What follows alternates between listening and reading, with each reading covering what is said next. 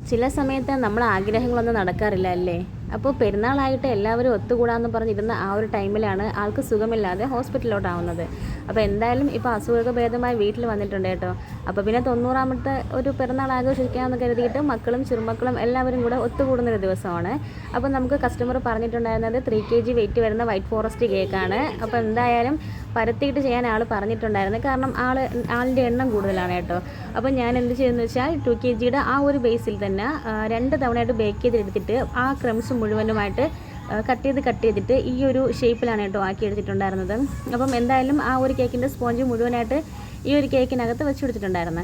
അപ്പം ഷുഗർ കുറച്ച് മതിയെന്ന് പറഞ്ഞിട്ടുണ്ടായിരുന്നു. കാരണം കൂടുതലും ഷുഗർ പേഷ്യൻ്റാണ് കേട്ടോ.